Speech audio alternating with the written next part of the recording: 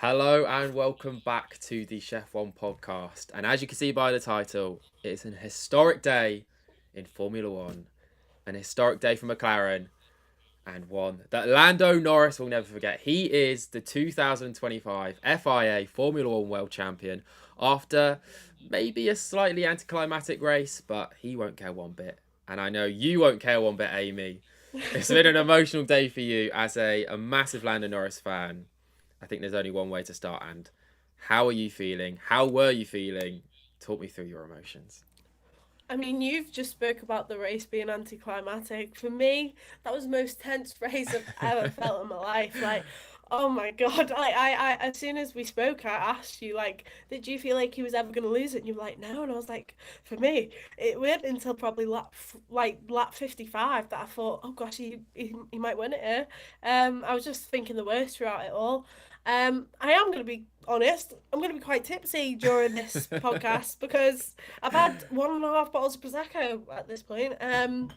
But um, there's a few things that I've realised as an F1 fan and a Lando Norris fan is basically Max Verstappen is actually my goat. What? I know this isn't about no, but no, but just how much I respect Lando, not Lando, how much I respect Lando, but how much I respect Max Verstappen as a driver. I think the end of this season that he has proven exactly why I think he may be the best ever driver to be in F1. He's just something else, and I know you may disagree, Seb, with how he acted in this race, but I just think he's insane. I think he could be better than Senna. I could, better than Prost. Hamilton, maybe the one argument that he's got left, but honestly, I think he is just insane. And then for Oscar Piastri, I think when it comes to Lando Norris, Oh no. Oh dear. Well, Amy there was talking about Max Verstappen being the GOAT. I'm sure we'll get onto that in a second. Um, but we will be back in a second once my internet isn't as bad as it is right now. And I'm sure we'll hit. Oh, Amy is back. You're I'm back. back. Hello? Oh, Can but you I hear can't me? hear you. Oh Okay, no. go on, go on. Hello? Tell me about Max Verstappen being the GOAT. Can you hear me? No, no, no, but that was my main point is just like what did you ever up to? I can't hear you. Hello? I can't hear you, Oh but no. you can keep talking because I'm pretty sure that the What did broadcast what can did hear you you. hear up to? Oh no. Well, anyways, I'm just gonna talk that I didn't like Max Verstappen is like arguably the best driver to ever be in F1, and I think he's proven it this season. The fact that yes, McLaren have messed up and ended up falling behind, and yes, they should have probably ended this season a lot sooner. But Max Verstappen has proved exactly why he should be considered one of the greatest of all time.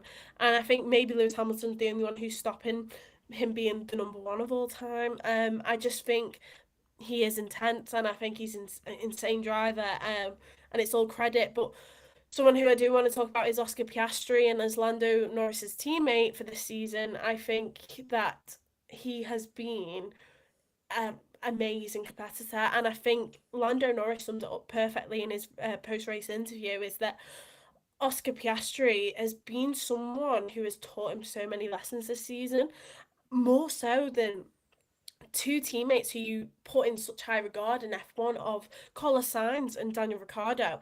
And Lando Norris has said that he's learnt more of his teammate Oscar Piastri, who's only had 3 seasons in F1, who's only 24 years old, and he's learnt more from him.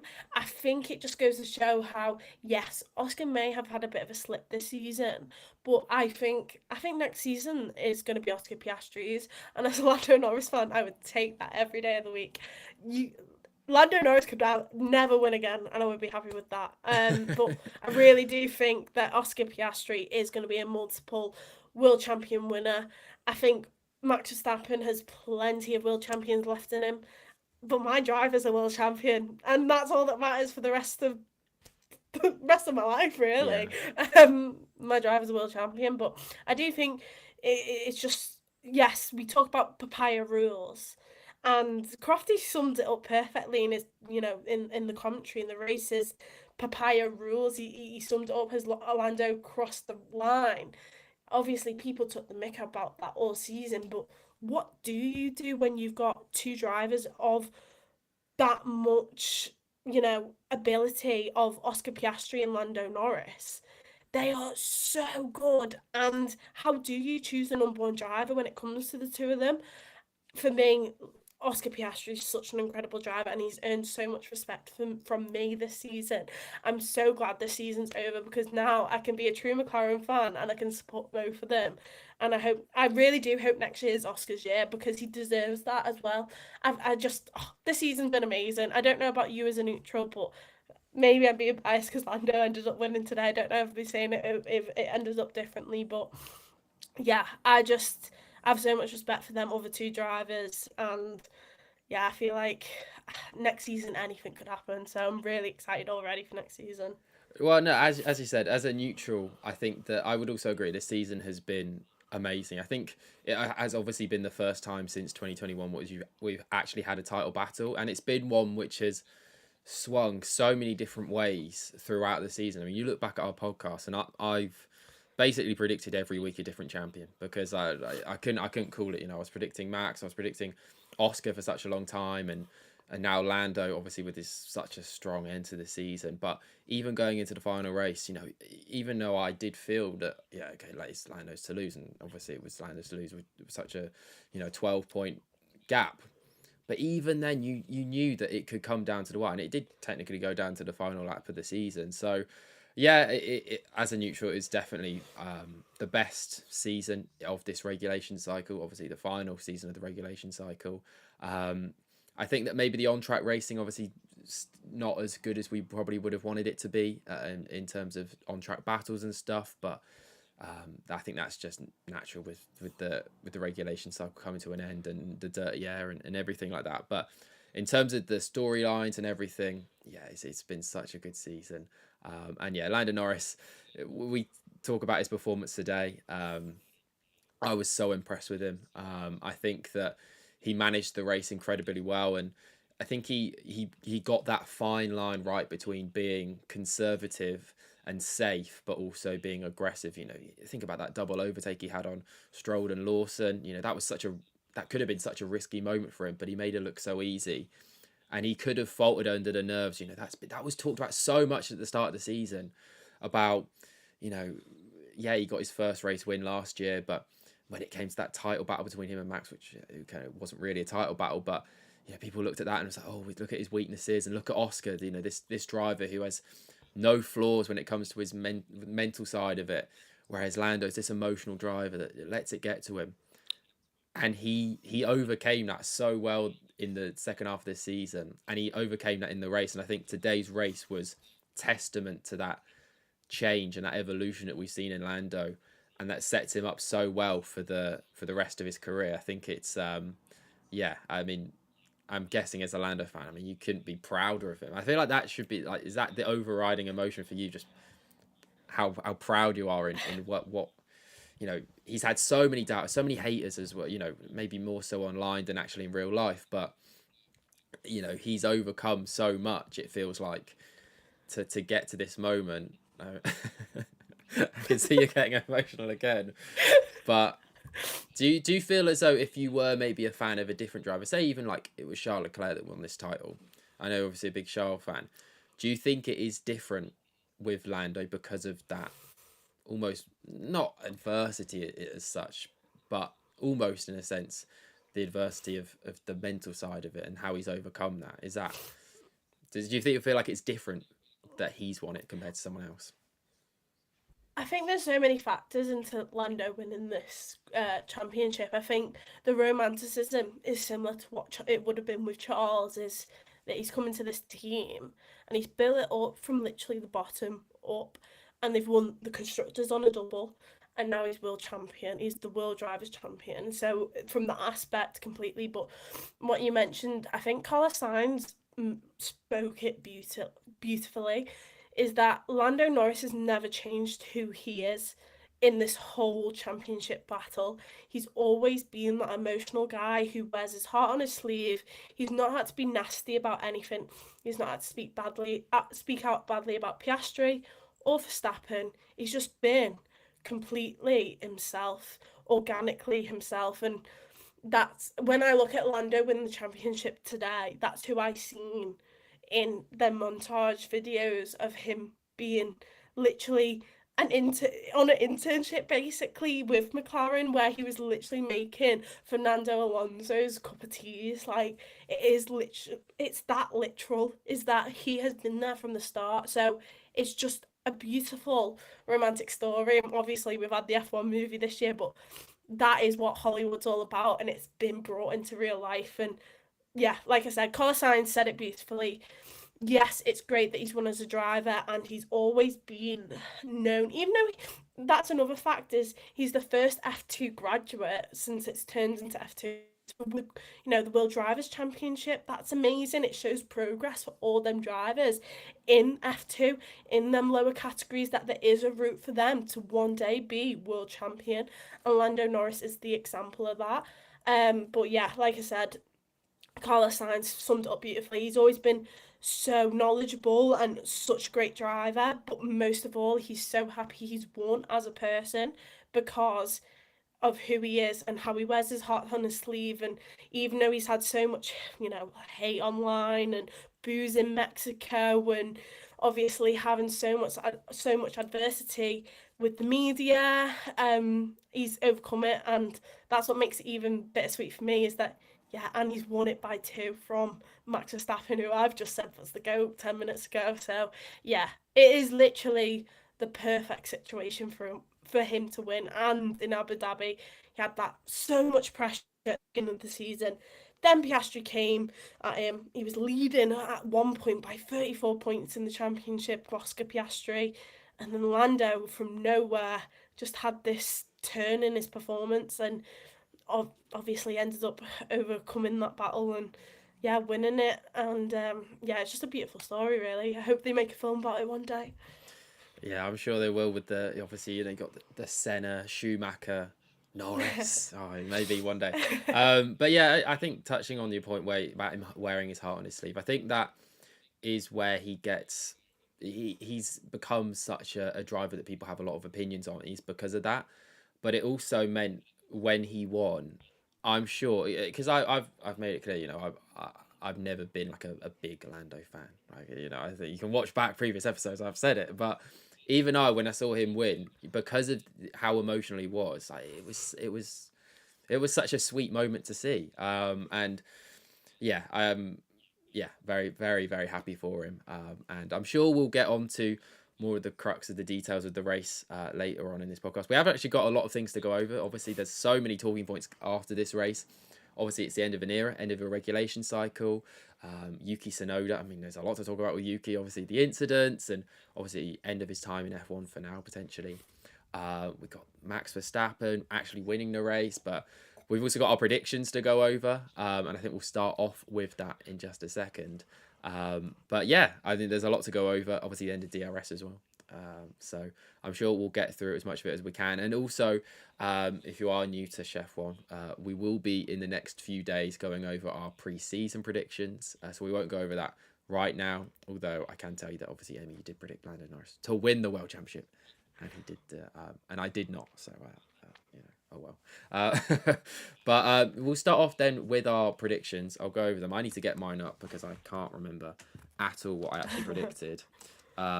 I think they were quite similar, if I Yeah. remember rightly.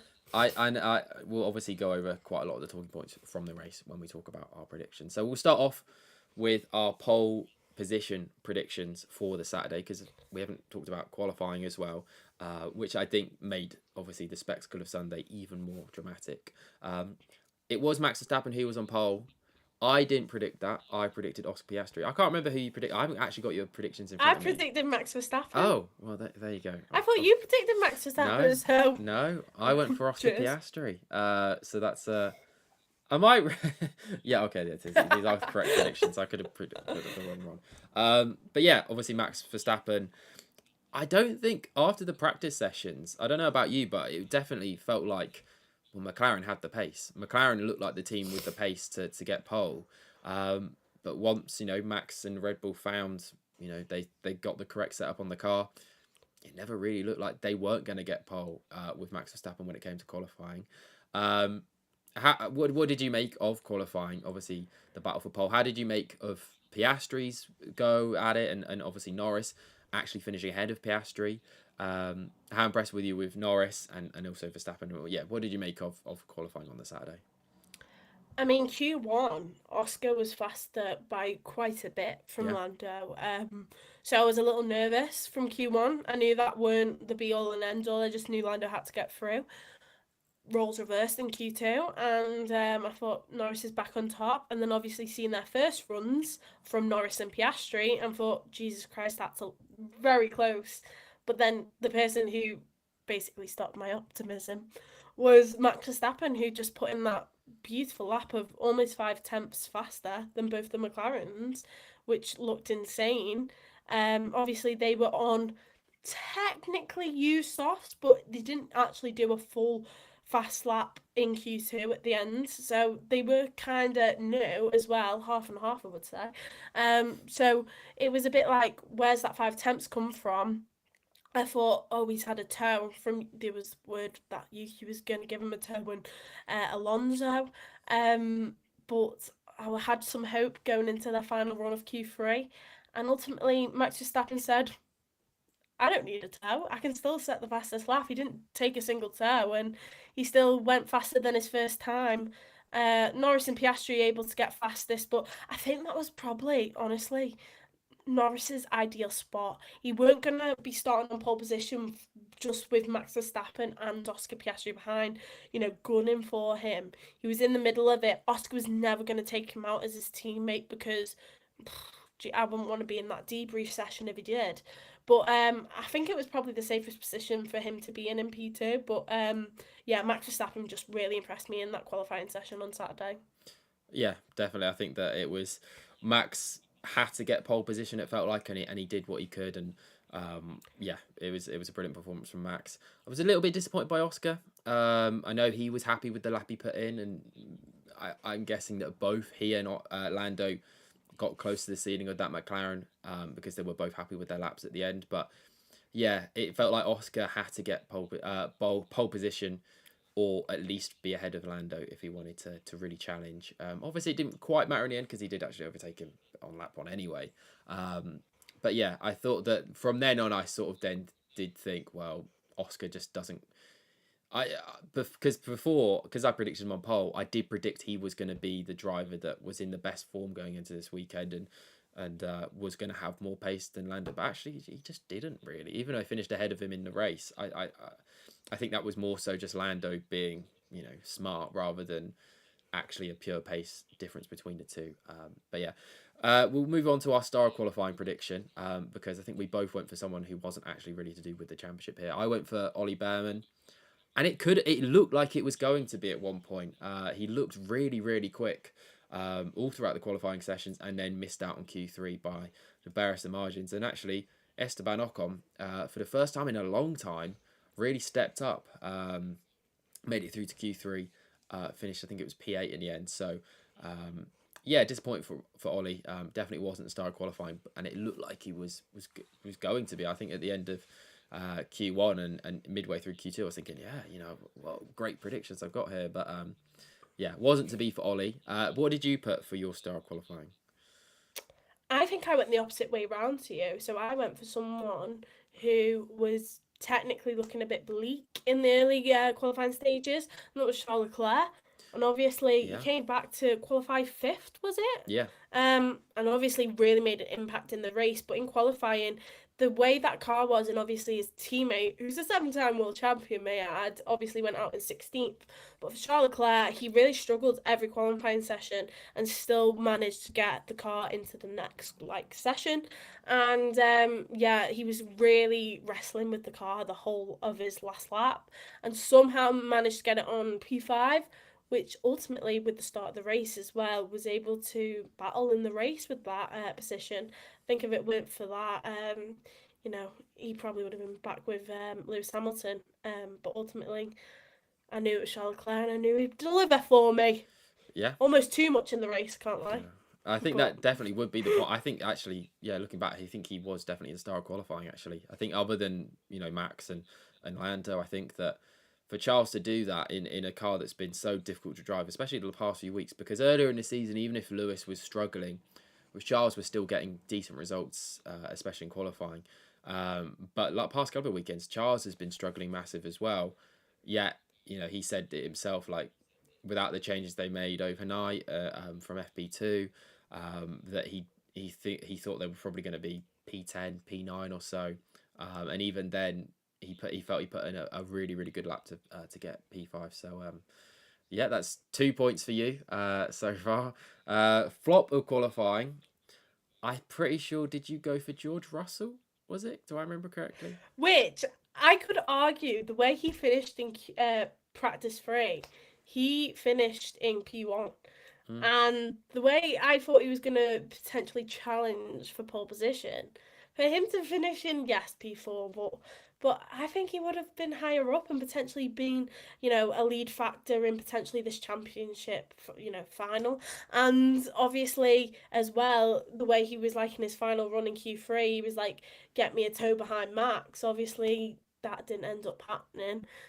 Well, he didn't. It didn't end up helping him. So I don't know. Maybe I could argue a bit of a flop, even though he did finish P4. But who Yeah, did you go for? I went for Carlos Sainz, which Okay. yeah, I saw obviously Albon again, like, nowhere to be seen this weekend, and I think I'm pretty sure one of us predicted that. I think actually part of my prediction was that Alex was going to outqualify him and end the season on a high note, but once again a really really poor weekend from Alex. I don't know what's going on there in the past few weekends, but Carlos, I mean he was better than Alex, but I think it was P12. I think it was in qualifying. So not a That makes huge sense. amount better. It was such a close margins between everyone on the grid in qualifying though. So I don't think he really flopped. And clearly just the Williams this weekend just wasn't really in the fight like it was obviously the weekend before with the podium. As for George, yeah, I think in qualifying I sort of expected a bit more as well. I thought especially with the way he was talking, like, oh, give me that toe, like acting as if like, oh, if he gets an extra tenth from getting a toe, yeah, he could get pole position or something like that, and he was just like nowhere to be seen. So I don't know. It was a bit embarrassing, I think, at the end for him. Even though, yeah, P4 actually is probably maybe the best he could have done, especially when you consider how Kimi did. And also when you saw the Mercedes in race pace as well. I know it's obviously not the same as qualifying, but they just were nowhere this weekend. So yeah, I don't know. I don't think either of them really flopped, but Just give me the point for now. Just for yeah, now. yeah, that's fine. You can have the point. Just for now. Yeah, okay. I think I'll be close to a full house, is what I mean. So. Okay. Because then we'll go to the So. podium prediction, and now this is obviously for the Sunday. Obviously the race just gone. I'll start with mine because I'm pretty sure you did really well. I think you got a full house, maybe, as you basically said. So I went for Oscar Piastri to win the race, which at one point could have potentially happened with the alternate strategy or whatnot or whatever. I went for Verstappen P2 and Norris P3. So I only get 1 point there for Norris in P3. Which, I'm kind of happy that I predicted him in the place where he won the championship. But Amy, what did you go for? Well, I think this is the first time in Chef 1 history that someone's got 3 points off the podium's points. I think it might I be as can't well. remember a time where someone's got all 3 positions right. Because Because I have gone for Max Verstappen in P1, Oscar Piastri P2, and Lando Norris P3. wow, look at that. I mean, you are. If Um, anyone was ever going to do it on Chef One, it was always going to be you. You know, frankly, my predictions are always terrible. So, yeah, and the most pressure yeah, race of the season too for yeah, me. and yeah, Most to lose. there you go. And I feel like because even when we in 2023, when it felt like predictable podiums with, Verstappen and Perez as the 1-2 for Red Bull. I feel like we didn't even we were like, oh yeah, we can't predict that. So I don't even think then we would have got it correct. So that might be A historic weekend for Norris, a historic weekend for Amy. There you go. Um, so that's another 3 points for you. Thank God we didn't like tally up the points across the season, and that this was like not like an important weekend. It was like, oh, I needed 5 points to beat you or anything like that. So we'll never know how Come on, embarrassing Seb. it was. I won by Saudi Arabia. Yeah, probably. I won by Saudi It's Arabia. probably true. Uh, you probably, to be honest, you did win before the season started. I think realistically, but driver of the day prediction. Who did you go for Max? No, I went for Oh, Lando. oh, okay. I went for Lando Who as did you well. go for? I went for Lando as well.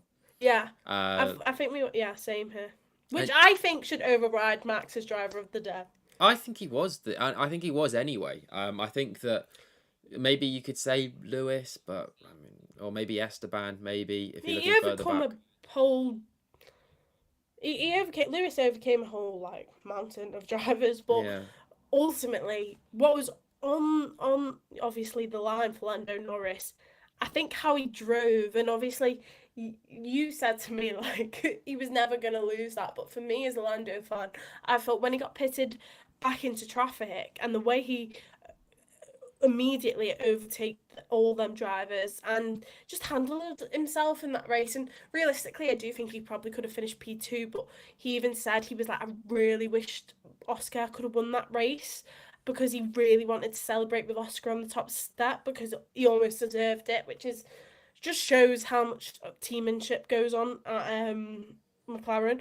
But I think, yeah, I just think he just raced like a world champion this weekend. I really do, especially in this race and how he, even that overtake on Sonoda, which we could talk about in more depth in a minute. But I just think he really handled himself with grace, and I think he could have overtook Oscar at the end and finished P2 and got the ultimate point. But he decided to make it more dramatic for me and make me more nervous. But yeah, driver of the day, he's literally the brand new world champion for the first time. I think that makes up for everything. Yeah, Max Verstappen won the race, but like at what cost?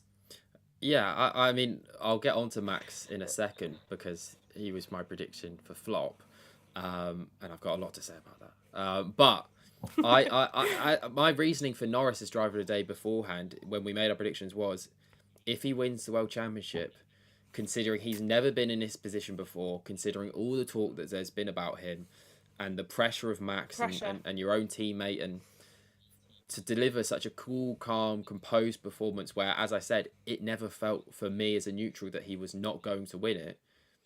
That is what he did, exactly what he needed to do, and that is more than anyone else did. So I would say that he should have probably been the driver of the day, because now we'll get on to our flop, and I actually am happy with this prediction. I went for Max Verstappen, and my reasoning was he won't do it. He might.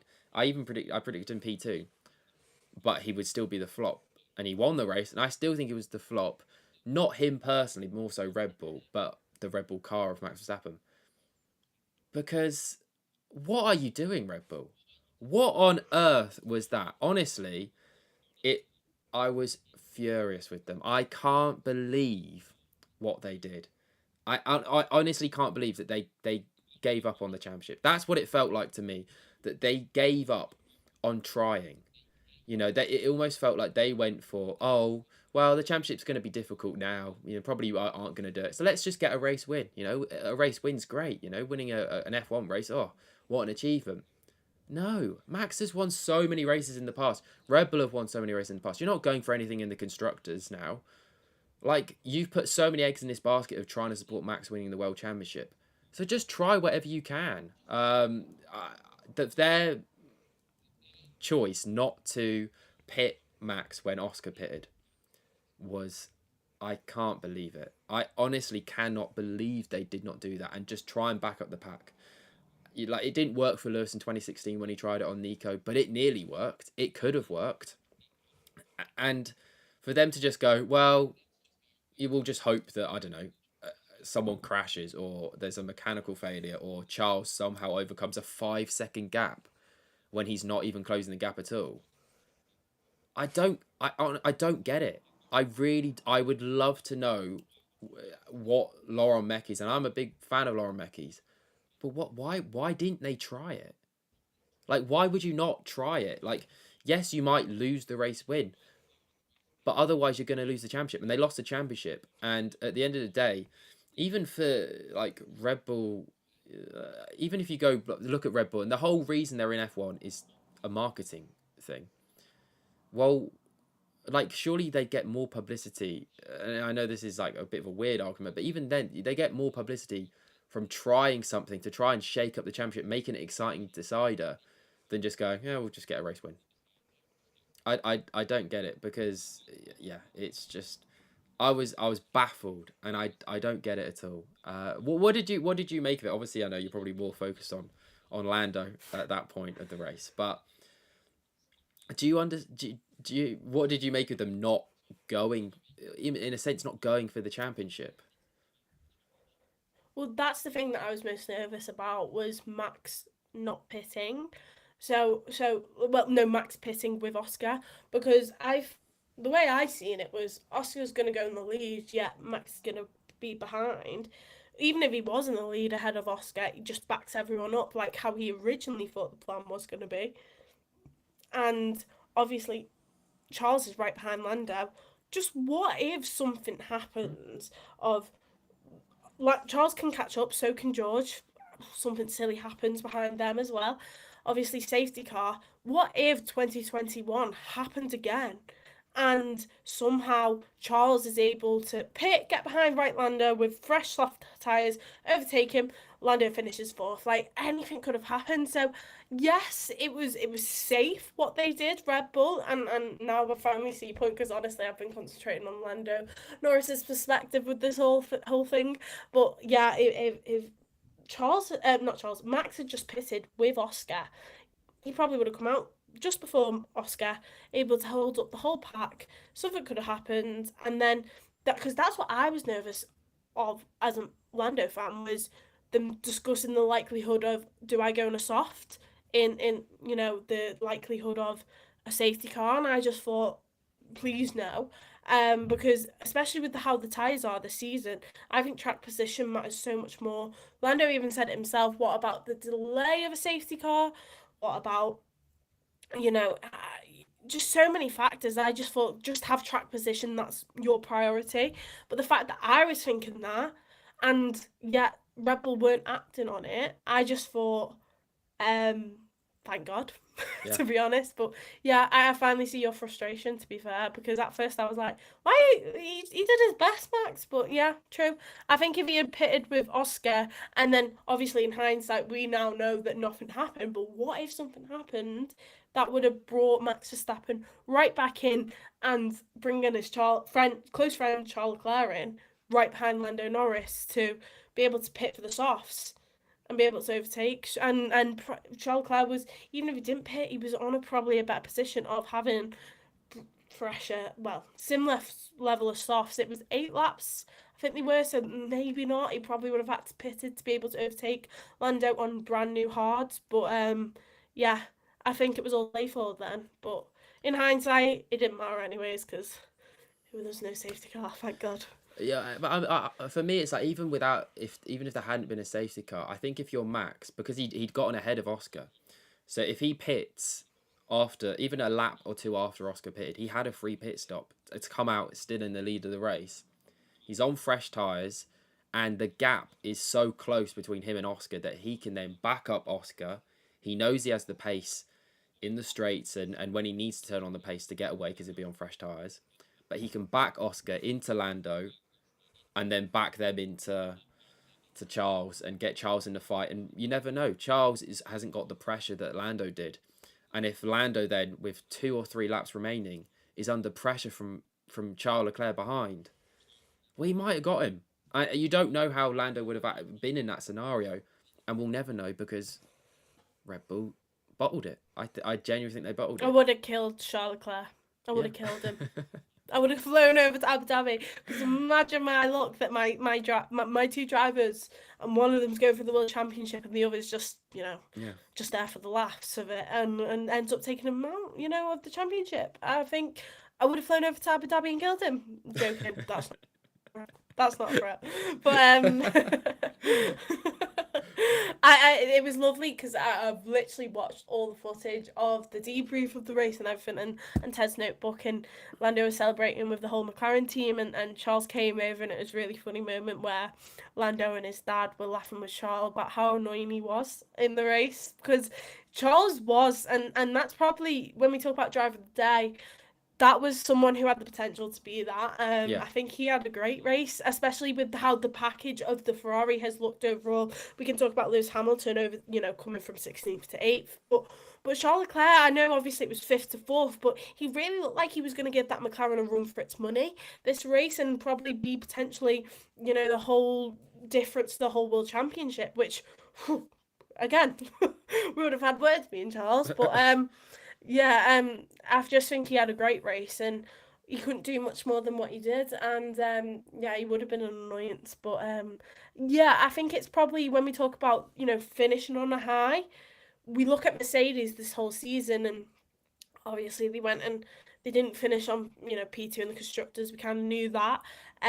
But they, individual drivers wise, finished lower than the two Ferrari drivers, with Charles Leclerc finishing above George, and obviously Lewis not losing out on, the drivers' championship points with Kimi. That would have been, I don't want to lie, a little bit embarrassing for Lewis. So yeah, I think the two Ferrari drivers were the ones who finished on a high, and we don't know what's going to happen until literally Melbourne next season in March, and I think literally anything could happen. Yes, we hear the rumours that Mercedes is going to have the best power unit, and the teams who have that engine are going to be in the best position.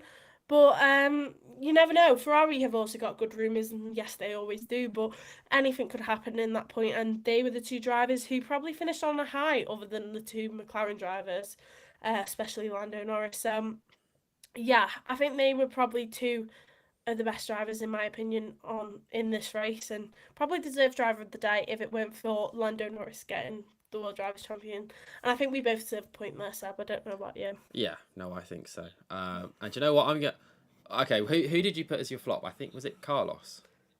Yes, because I went the Yeah. same logic as you, with flop of quality, but for flop of the race. Yeah, and I don't think he Did scored he a point. finish?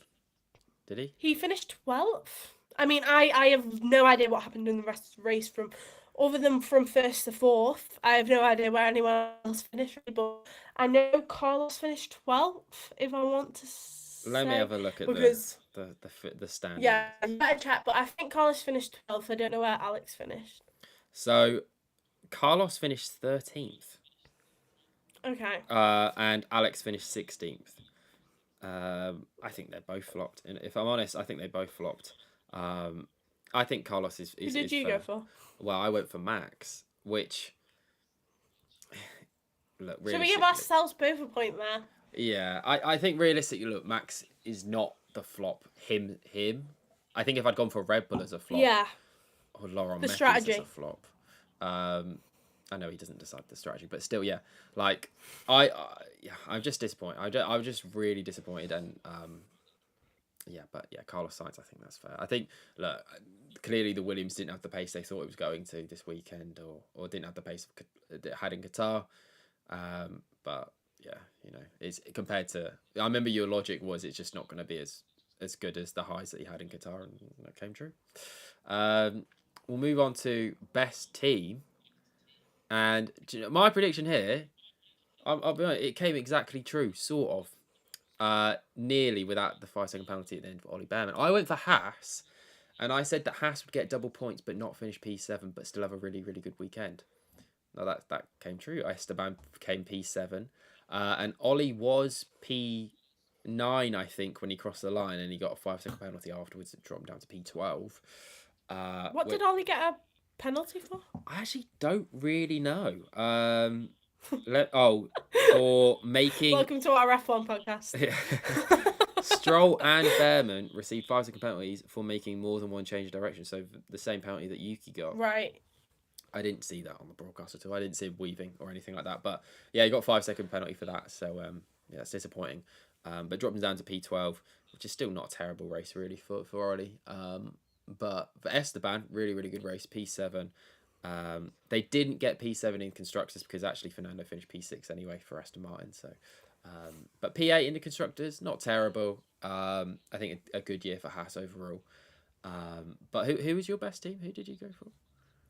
I went for Ferrari, which I think Oh, is an extremely good argument. yeah, Yeah, I could have gone yeah, McLaren here, but I didn't because I really felt like Ferrari almost finished on a high, and that's why, Carlos Sainz, that's why I felt really bad when I put him as my flop of the day because, especially Carlos Sainz, he always finishes well in Abu Dhabi, and then especially when he was a Ferrari driver, and I didn't know whether to go for him, but I just felt like Ferrari is a great car and always have a great package around Abu Dhabi, and maybe that's what I'm thinking of from last year when they finished second and third, and obviously fighting for that constructors, title.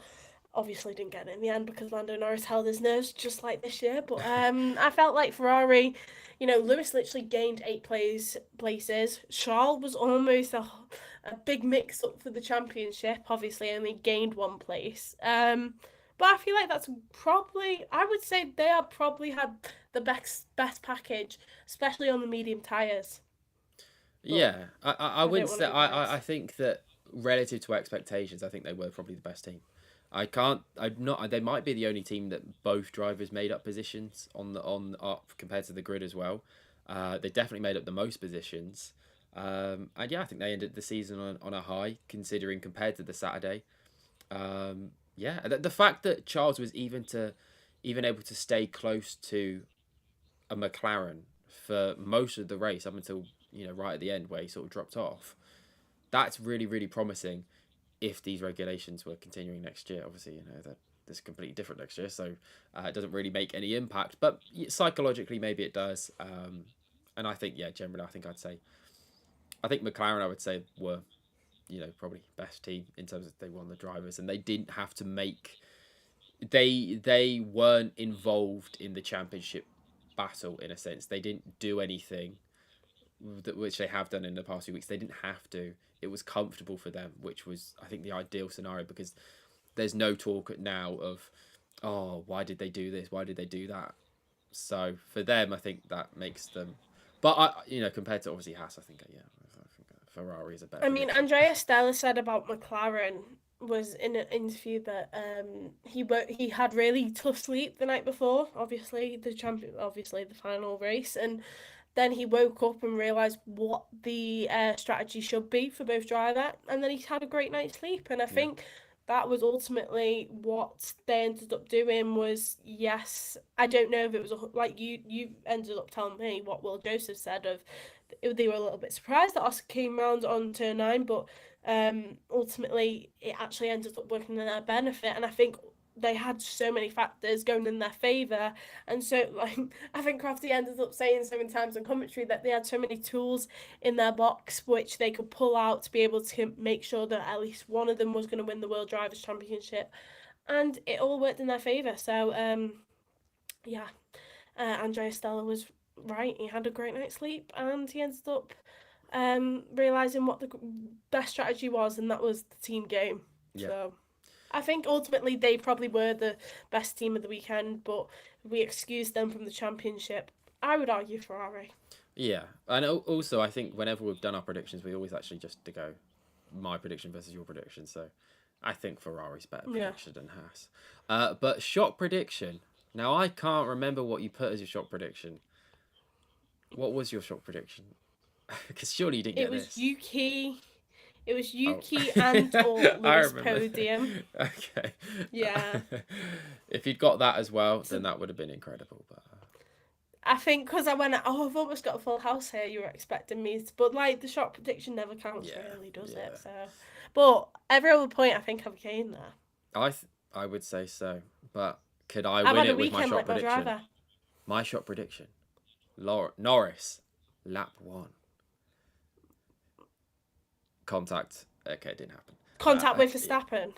No, I just said Was it? Was Norris lap 1 contact and then fights his way back to podium to win the championship. It, Oh yes, yeah, yeah.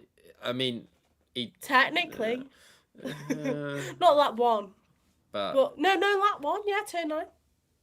yeah, It doesn't really count, You does could it? argue it. He didn't fight his way back to. Oh, to be fair, he did fight his way through He the lost pack, a position, and then. and he fought his way through his pack from his pit stop. I give you 2 points for that. All Bless right. you, because I've won every other point. Exactly. So I'll take 2 points for that. So, I have no idea what the points are, but what is it? 1, 2, 3, 4, 5, 6, 7, 8, 9. 4, 5, 6, 7, 8, 9. 9 points. That's pretty good, isn't it? That is pretty good. That is pretty good. Just to add, my only one I would argue with me not deserving is probably the Carlos Sainz flop, but he still flopped. Yeah, I think when you actually watch like what your logic was, well, it wasn't as good as it was last week. Oh, there you go, simple. He didn't even get into points, so I think that's fair.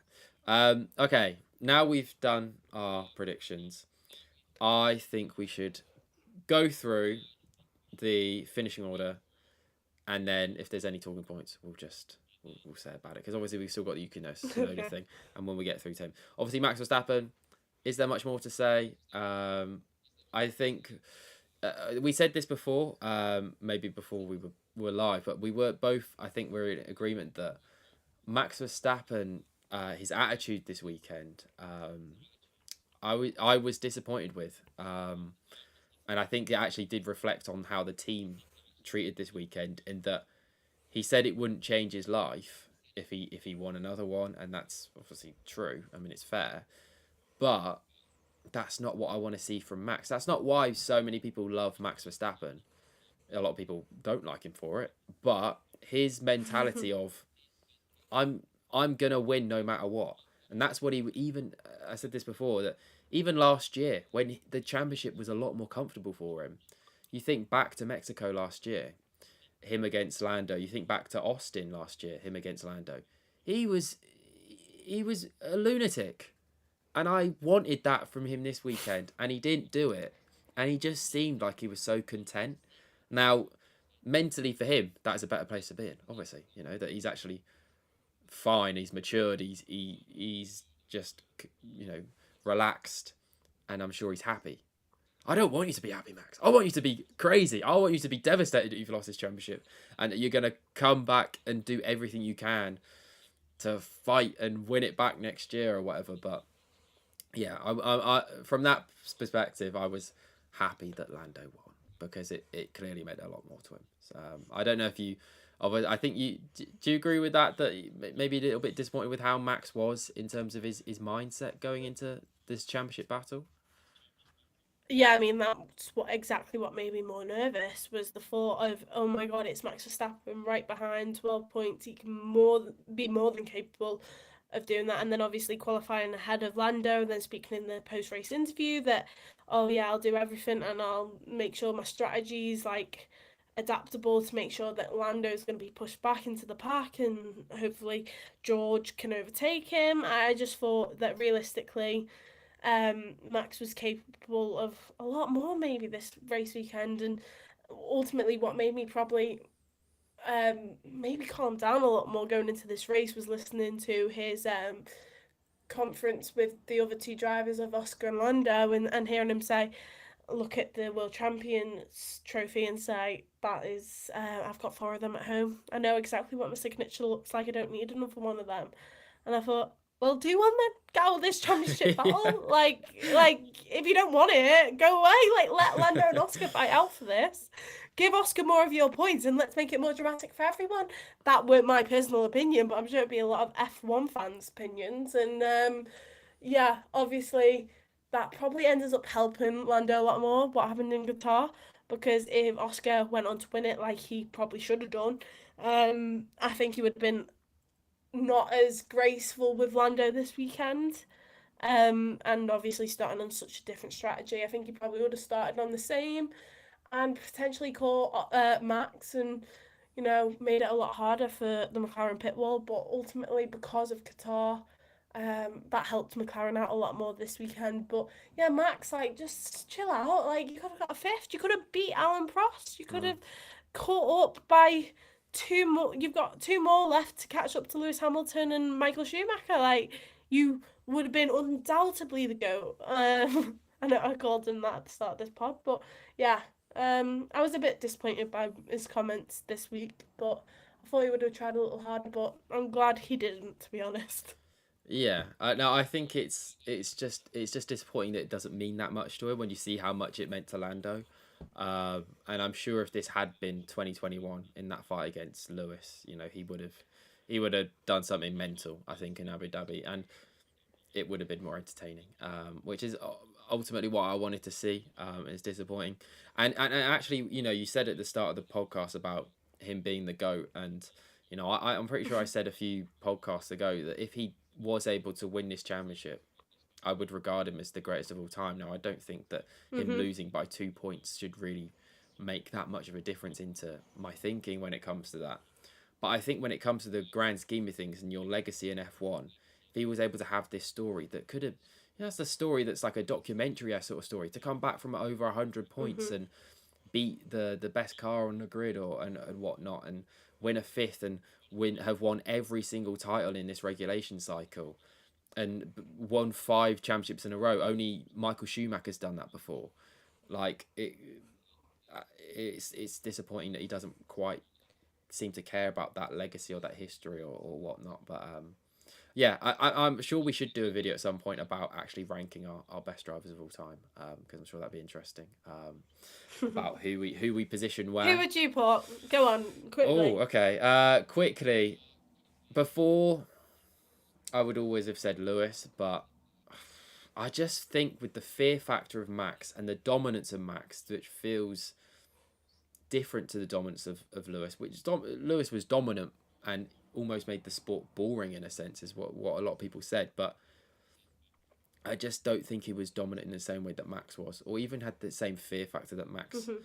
does. Now maybe Max loses that if he carries on acting in the same way he has done this weekend. Um, but I don't know. I don't know. Honestly, for me, it's between Michael, Lewis, and Max, and I'd probably What say, about Senna? I think Senna and Prost are slightly. I think it goes those three, Michael, Max, Lewis, and then I'd go Senna and Prost slightly below. And I don't know. I think I'd go Senna ahead of Prost just because Senna's cooler. Senna. Yeah, Yeah, it's yeah. cool. It's cooler to like. Senna's like, oh, Brazilians and that. yeah, and just the legacy he has and just everything about him. Like, I, yeah, I think he's a bigger deal than Alain Prost. He's sexier than Alain Prost. He's like, it's just like Alain Prost could have been because he's French. Could have been cool. Like, but Alain Prost like. He's French like Gasly. Yeah, but he's not like cool French. He's like, oh, hello, Alain Prost. It's If it's not if the Senna same. was still here, who do you think he'd want to win? Ooh. Because Lewis. because I heard a bit of no Oh, right now because if we Ooh. if we listen to Prost, well I don't know if you've seen it, but Sky Sports had obviously Martin's pit walk and they spoke to Alan Prost before it, and it seemed like he wanted Lando to win because obviously being a McLaren driver. Do you think Senna would have wanted the same thing, Uh, I don't know because or Max to whoa, I don't overtake him? know. I think he would have wanted Max. Lando. Oh, Oh. okay. I don't know. It depends how much, like, maybe if he was like treated as this huge like legacy driver for McLaren and got all that, like, Hmm. he was like their ambassador and things like that. But I guess we'll never know. Mhm. We'll move on to Oscar Piastri, P2. I felt really, really bad for Oscar. Really, really bad for him. Mhm. Seeing him in the cool down room and stuff, and just, I don't know, it's just quite sad to see.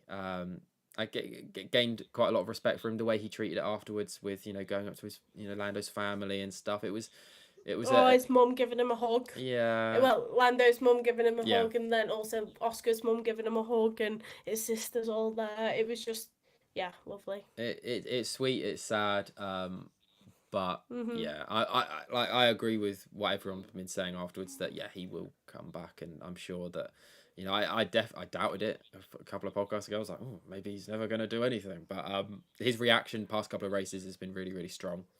and I think he will be now so much more mentally prepared for a championship battle if he is there next year. I think that because the thing with Oscar this season is, if he had been able to continue that form that he had and that advantage that he had over Lando earlier in the season and didn't have that massive blip that he had, he probably would have been world champion today. Um, Mm-hmm. and so for him, I think he has to think that he has come back from that. He will be able to learn from that. And if he can just replicate that next season, if McLaren still have as good of a car as they did this year, or somewhat of a competitive car, he knows he can beat Lando over a season. I mean, he hasn't done that, but I think he knows he could do it. So yeah, but it was sad to see because I think he knows got away from him, and it was probably ultimately his fault. Um, Lando Norris, obviously third. I think we've spoken a lot about Lando. I don't think there's more to say other than, I don't know. Well done. He's the GOAT. He is the goat of I don't know. Formula One. Yeah, he is. There we go. He is. He's beaten the goat. Not in equal machinery, but he's basically It was exactly that. He has beaten the best of, arguably, like, well, not even arguably, like, it's clearly that Max Verstappen is the best driver on this grid right now, and Lando Norris, yes, may have a better car over the course of the season. Red Bull did bring that car back up to be able to fight with it. However, the majority of the season, the McLaren's been a lot stronger. However, you know, Lando Norris has had a teammate which has took points off him. yeah. So, there's been so many more factors. So, yeah, I think after especially last season, I remember it well, especially after Las Vegas, where Lando Norris had that talk with Max Verstappen, and Max said, you'll get it next year, and he did. Yeah. That's exactly what he did. He got it the next year, and yeah, I'm literally watching it right now. Him talking with Martin Brundle, so I think you could also maybe look like from a legacy perspective. You think in 10 years' time, people will look back and the fact it was so close on points in the end, only 2 points. People will go, oh yeah, he beat Max Verstappen head to head in a title fight. It wasn't quite. That's not how it played out. Or you go back and you think about Mika Hakkinen. Well, he beat Michael Schumacher in a title fight. Well, he did have a much better car, but people don't really care about that. Ultimately in 10 years' time. Or Nico Rosberg beating Lewis Hamilton. Yes, it was an equal machinery, but Lewis Hamilton had so many things go against him that year that ultimately he was probably the better driver that year. But people go, yeah, Nico Rosberg that's beat the him one in thing equal that machinery. And people that's forget one thing about for this Lewis stuff. Yeah, exactly. Like, that's the one thing for Lewis that brings him down in people's, rating of world drivers, is that a teammate wants to beat him, and that obviously being Nico Rosberg. And what if, Oscar Piastri could be that teammate who goes and wins 7 World Drivers' Championships, but yeah, Lando Norris was able to beat him. I think, from now on, and this is what makes me so emotional, is for the rest of his life, he's going to be known as Lando Norris, World Drivers' Champion. And that's exactly what he is. He's a World Drivers' Champion. He could retire for all I care. So. Arguably with Jenson Button as well. People don't. Obviously, he was good at McLaren, but he was convincingly beaten realistically by Lewis Hamilton. Yes, they had a few close years, and I think maybe it was 2011 Button finished ahead of him technically. But people don't really care. People don't care. People think Jenson Button, yeah, he's one of the best British F1 drivers ever, and yeah, he was. But like, just because he has that world championship, without that world championship, people go, yeah, he was a good driver, but sort of forgets about them. But Lando Norris will always be in history, and if Oscar Piastri goes on to win, yeah, as you said, like multiple world championships in a row, or whatever, Lando Norris will be the teammate that always beat him in a title fight and stuff. So yeah. And also, like, the whole thing about F1, to bring it to a close, is like, McLaren may have created this such dominant car, but that's the whole point of F1. That's the beauty of F1, is if you can bring engineering, physics, you bring so much into it. And McLaren, yes, they made the best car, and that should go in their favour. They won the Constructors' World Champion, and they were able to give the best driver this year the best car. And ultimately, that mix of things made a World Drivers' Champion. So no one can argue with that point either. Is that yes, but Max Verstappen's had it for the last 4 years, realistically, at least 3 years. And for him to be able to fight back in a weaker car shows how impressive he is. But ultimately, McLaren were the best constructors and they had one of the best drivers, and ultimately that won them both championships. Yeah. So no one can argue with that point anymore. I think also you could say like, well, Lando has been at that team the whole time. He has helped develop this car. And you can also, I think one thing, if we're going back to the GOAT debate, which is like Max Verstappen has never had a teammate who's won a world championship. And he has never had a teammate that's actually been able to challenge him properly. And that's just a fact. Like, who's come second in the championship? yeah. There was one year, wasn't it? Perez 22? came. I think, 22? yeah. I think, I don't know, actually. 23? 23, yeah. Okay, but 23. the car was so dominant that, like, yeah. And no, everyone knows He Sergio won Perez everyone. Perez is not a Yeah. world championship quality driver. But, well, even Lando has that on his favour now, that Lando has beaten a stronger teammate than Max has ever had to a world championship. Mm-hmm. Does that make Lando's world championship more impressive than any of Max's? Oh, is that a debate to be had? I mean, realistically, I don't think anyone would agree with that, but you could say that. You could say that. So, yeah. Anyway, we'll keep moving down the grid now. After that, Charles Leclerc P4. We already spoke about incredible weekend for him, and once again, just keeping his name up there as someone to be a world champion. Yeah, and that he does that. Sometimes you'll have weekends where Ferrari is so bad that you sort of forget about Charles, and you forget the quality that he has, and then you'll have weekends like this one where he just outperforms the car and shows if he's given the right car, he could still be a world champion. So yeah, I think that's enough said on Charles Leclerc and his season as a whole. Yeah, it's all right. It's all right. George Russell P5. We've already spoke about him as well. Yeah, just whatever. not as impressive in the race as we thought maybe he would be able to challenge. Fernando Alonso P6. Now this is something I think definitely went under the radar here. Fernando Alonso P6, and he completely whitewashed. Have you seen them? Yes. I was sweating during the race. I was hoping not to rise that high up, but anyway, sorry. Yeah, Fernando Alonso. I really liked Fernando Alonso's final radio. I don't know if you heard it, no. but someone said the boy who got you coffees at McLaren, earlier in his career, basically, and he was like, "No fucking way, no effing way." He just couldn't believe that Lando won, which is really nice to hear from. What's that say about his thoughts on Lando, though? Well, it could have gone either way of like he's shocked, Yeah. or he's really happy. But ultimately, I think that's really lovely. To hear from a former two-time world champion. Yeah. Hopefully, that's what Lando will be by the end of 2026. Yeah. And well, maybe you could think about Fernando though. How does he feel about this actually? Because would he have ever actually been dropped by McLaren if he hadn't? I know he obviously sort of retired and then came back, but could he have stuck with them? I know, that was back in the Honda days, so obviously it was the correct decision. It felt like to retire, but yeah, I don't know. Maybe he once again Fernando making I don't know. In hindsight, very long hindsight, he would have had to stick with them for a very, very long time. But I'm sure he's not thinking about that. P7, Esteban Ocon. I mean, that's... go on. Sorry, that makes...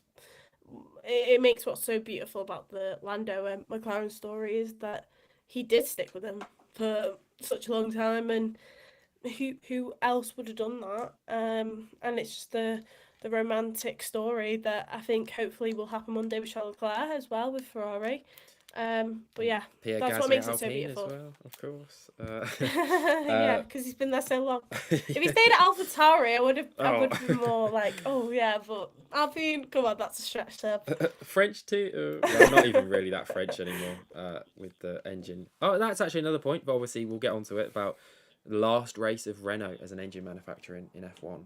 Yes. Which. Yes. Who are they going to? Mercedes. Mercedes, Yeah. Mercedes, yeah. My camera battery has just died, Sorry, I but forgot. I've put a new one in. So anyway, it's Oh, back. okay. Well, it should turn on in a second. There we go. Okay, then Lewis Hamilton. Oh no, Esteban Ocon, P7. Yeah, really, really promising. I think for him that he's sort of proved, last few races. I think I even said it on here that, well, maybe if he continues to just get absolutely slaughtered by Ollie in his rookie season, like what next for Esteban? But for him to put in a P7 after a really good qualifying as well, consistently ahead of Ollie this weekend. I think just sort of reminding everyone, look, he is still there, and if he has the car underneath him that he feels confident in, then he could still be a very good midfield driver. So I think an important weekend for him to end the season on a high after a very tough few weeks for Esteban. And then obviously P8, Lewis Hamilton. Yeah, not bad, not bad. I hopefully should give him some confidence going into the break that he isn't washed, and that actually, do you think for him going from P16 to P8 is actually better than if he'd say qualified P6 and finished P8 going into that summer break? Absolutely. Absolutely. Yeah. I think it shows the quality of the fact that Ferrari is better than a mid-table team, like for example, a Williams. He was able to overtake them sort of drivers. It had a much better package, and I think ultimately, yes, the Ferrari pit wall can make mistakes, but ultimately they are competent enough, and it's Ferrari, Yeah. and I think that's what made him remember that, like, wow, what like. I am a Lando Norris fan first and foremost, and a McLaren fan first and foremost, but I don't think there's anything more romantic than a win World Drivers' Championship. Even if it may be his 8th or his first, whether that's Charles Leclerc or Lewis Hamilton, than winning F1 with Ferrari, the Scuderia, the most famous team in the world. I mean, wow. So for them to potentially go for it next year, I really hope so. I can take all my claims with McLaren. They can end it. They can go into liquidation. I don't care. No, I'm joking. Love you, McLaren, but I really hope Ferrari are able to compete. It's been a long time coming. Yeah. Fingers crossed. I don't have much. Honestly, I don't have that much faith in them, because I feel like any time you ever get excited in them, look, it'll turn out their engine's absolutely shocking, or they have a best engine on the grid somehow, and ends up that Haas and Cadillac actually end up outperforming them because they've got a terrible chassis. I don't know. There's something will happen with Ferrari. Yeah. But I'm sure we'll find out with that. It's like Liverpool, isn't it? Yeah, next year's their year,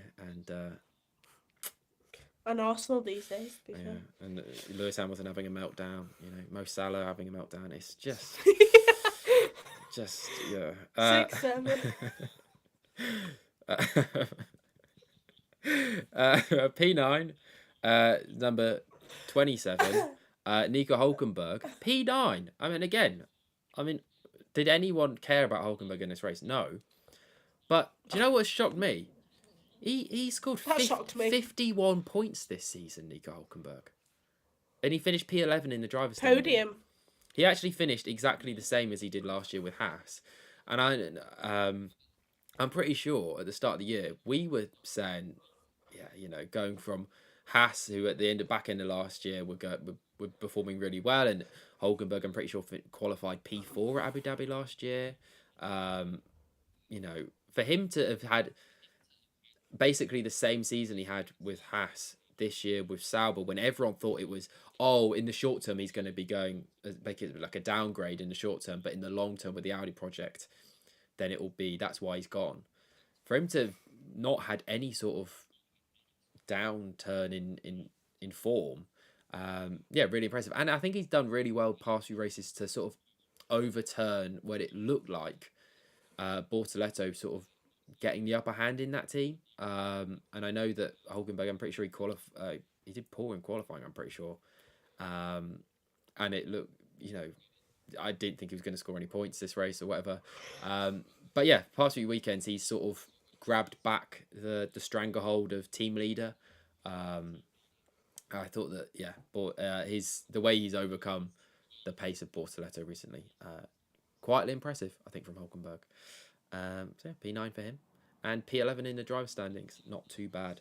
P10, another bit of a shock one. Lance Stroll making it double points for Aston Martin, and yeah, I think from whatever I saw of him on the broadcast, it seemed to be having a really good race. Yeah, I'm sure I saw a couple of good moves from him. So They were talking about how a safety car would help him.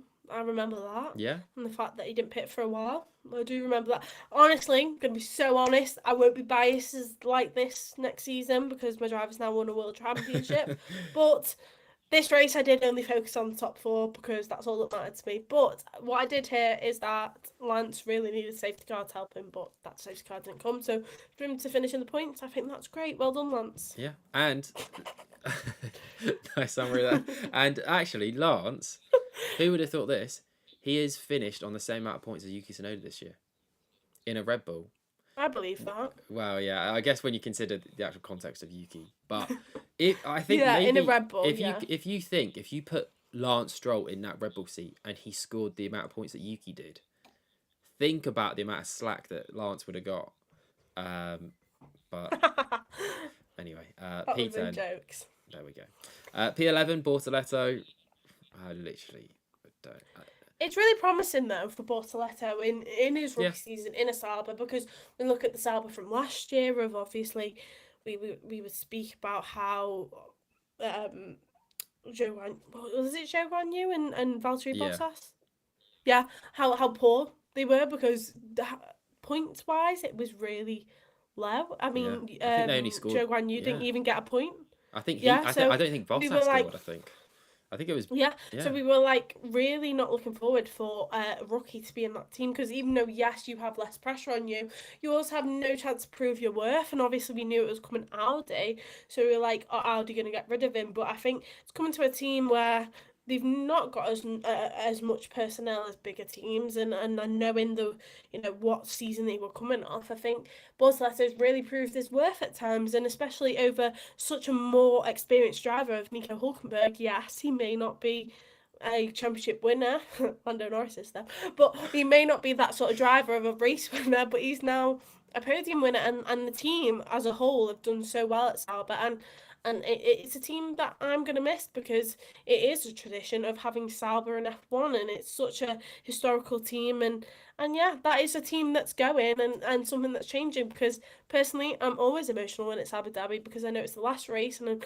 you're saying goodbye to certain people and certain, next year we're going to have a 22 driver grid, and 11 of them drivers are going to be in the points, and not all of them drivers are going to be on the grid, such as Yuki Tsunoda, and we're now going to be welcoming Arvid Lindblad, and there's so many changes happening. I always get quite emotional when it gets Abu Dhabi, never mind the added context, but yeah, a big one I think to that is Sauber leaving the grid, and it's now going to be Audi, and obviously them two drivers are going to be racing as Audi drivers, but the whole team and the historical name around it is leaving F1, so I think that's worth a shout out. So goodbye, Sauber. Yeah, no, definitely. I think that it is sad to see them go. Obviously, they never really achieved anything massive in F1. But look, they got a few podiums here and there, and you think back to maybe when they had BMW Sauber and they had good car and maybe could have won a championship back then. Alfa Romeo. Yeah. Having Kimi Raikkonen, and obviously Alfa Romeo being a team in F1 is historical. Yeah. Sorry, but like, no, but that is a big thing. And obviously so many drivers have started their career there. Obviously Charles Leclerc as well. Obviously a big one, and Sebastian Vettel was there. So yeah, it'd be sad to see, but at least some of like their heritage, I guess, is sort of staying. Obviously Audi are taking over, but they are keeping the Swiss base, and hopefully I'm pretty sure like literally all the team members are going to stay. So yeah, it's they're going in name sense, but in team sense they are basically the same. So that yeah, I mean I don't really care, but yeah. Then P12 Ollie Behrman, we've already spoke about him. But summing up his season, I mean really really impressive. Definitely one of the standout rookies. I'm sure we'll talk about that when we go over predictions and stuff. But go on. If Rookie of the Season were decided on points, who would you give it to him? I think it's got to be Isaac Hadjar. I think that Would really, you? yeah. I think that for me, it's close because there's those three. I think Bortoletto has been really impressive, but I don't think he's in contention for Rookie of the Year. Just one because of the machinery, but two, he also is the only driver on the grid to get outscored by an Alpine. Yeah, I think that for me it would be Isaac just because I saw a stat. I think he's got 16 Q3 appearances this year, which is just bonkers, Hmm. to be honest. And the Red Bull promotion is deserved, and the fact that that's deserved, I think, says a lot. Obviously, Kimmy's definitely up there. I think definitely the late season form of Kimmy's been really, really strong, apart from this weekend. But for him, it's different because he is coming into such a big team and he's been able to prove his worth in a big team, which I think is a bigger challenge than coming into a junior team like V Carb. But then also Ollie Behrman's obviously beaten such an experienced teammate.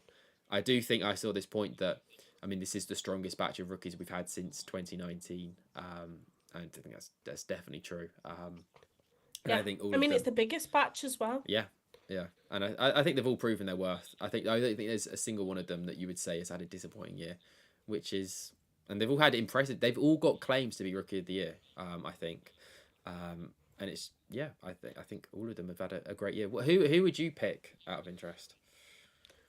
I think Ollie Behrman's a shout.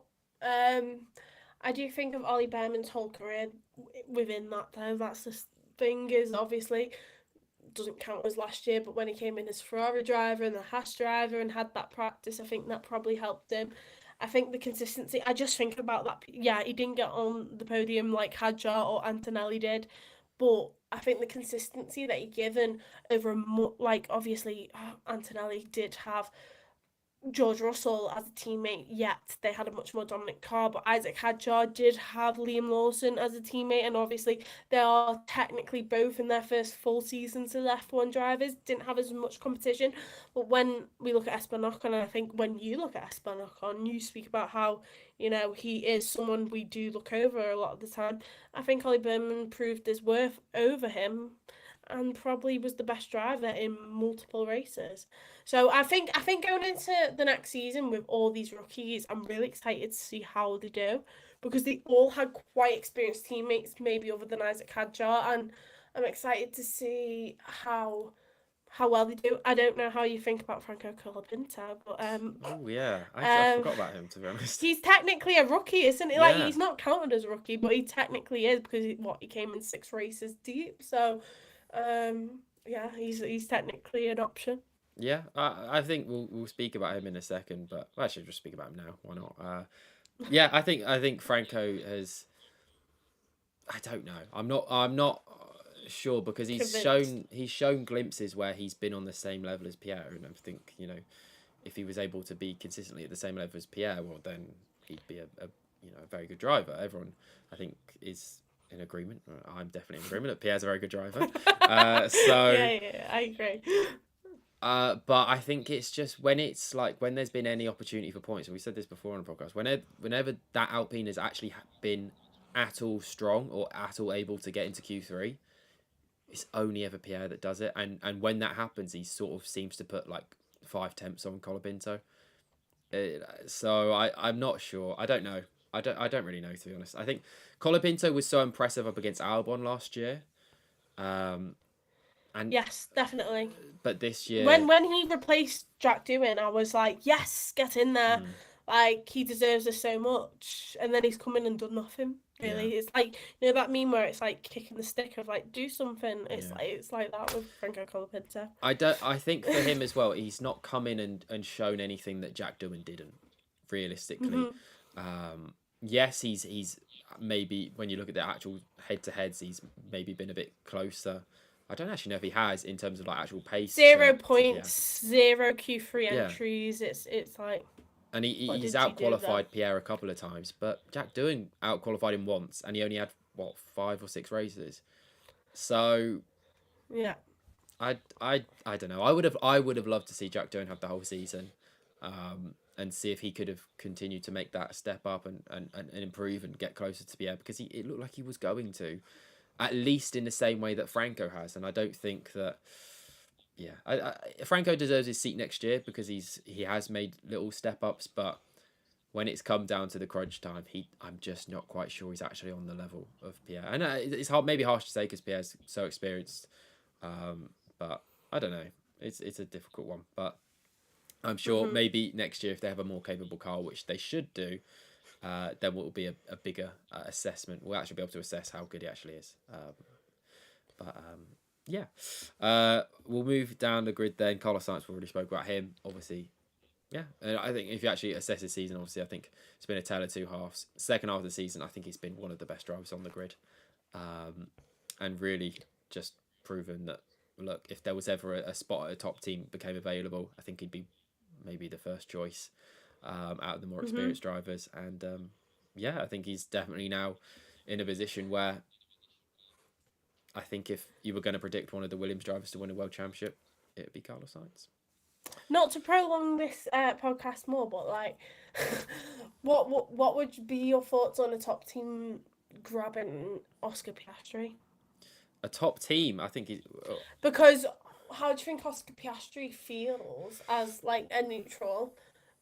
Obviously, after this championship win for Lando, and maybe favoured by the team, whatever. But do you think like a team like Red Bull or Ferrari or an Aston Martin potentially, because they look pretty on the up and potentially could get Charles Leclerc from Ferrari or Mercedes? Where do you think Oscar Piastri looks on that? Because I agree that Carlos Sainz probably will be number one pick from the lower teams, but I think you have to include Oscar Piastri in that. In Yeah, all well, honesty. yeah, I think he would be a higher up pick than Carlos. Hmm. I think if you were Oscar, I actually would be disappointed. I actually sort of forgot about this point, but while I was watching the race, obviously Oscar had a different strategy to Lando. Obviously started on the hard tire. I felt they left him out too long. Um, Yes. Initially because I think obviously with Lando they did it that well if Charles pits, Lando will pit again for that second stop. If they hadn't have done that, Oscar would have come out behind the pair of them, and I think that's what McLaren were hoping to happen, so that they didn't have any sort of battle between the three of them if Verstappen pitted as well and things like that. I think they were trying to leave out Oscar as long as they could, so that when he pits, he's out of championship contention. And I don't know. I think if you're Oscar, I don't think he's been massively stiffed over by the team, but I think he definitely will be thinking that maybe this isn't my team. Maybe I can't make this my team. If Lando's goes into next year, obviously he's world champion, and he has that confidence, and he can just keep on this run of form. Well, then why would they ever prioritize Oscar over him? You know, you said they've said they don't have a number one driver. They do have a number one driver. They have a driver with the number one on their car. So if he was to leave, where would he go? Um, I don't know. I really don't know because obviously Well, you who would think they pick? Who would they pick? who would McLaren pick or who would? Sorry, I was just walked in my room. Um, who would like someone like a Red Bull if they were to pick a second driver, or Mercedes, or an Aston Martin, and Mm, who would they pick? Someone like a Carlos Sainz, where you were like, oh, he'd be first pick, which I agree, but I think someone who is like Oscar Piastri and has a management where they're looking for a not a second driver when it comes to them two drivers, but want to become like that team and become a world championship winning team, who would you choose? I think I'd choose Oscar. I think Oscar would be a stronger pick, especially long term. I think Yeah. Oscar's also at least proven this year, and I know he's faltered in the past few races, but he has proven he can put together a world championship contending year. Now Carlos has won races and never actually had the opportunity to properly do that, but he hasn't proven that. And as much as I really, really do rate Carlos, I just don't feel like he has that same sort of potential to be like generational, like Oscar Mm-hmm. sort of has. The Oscar is spoken about in the same bracket as maybe a Charles could be, and Charles was a stronger driver than Carlos over their time together. So, but if you're like Aston Mm-hmm. Martin, I think that if you could pick up Oscar Piastri, you're never going to turn that down.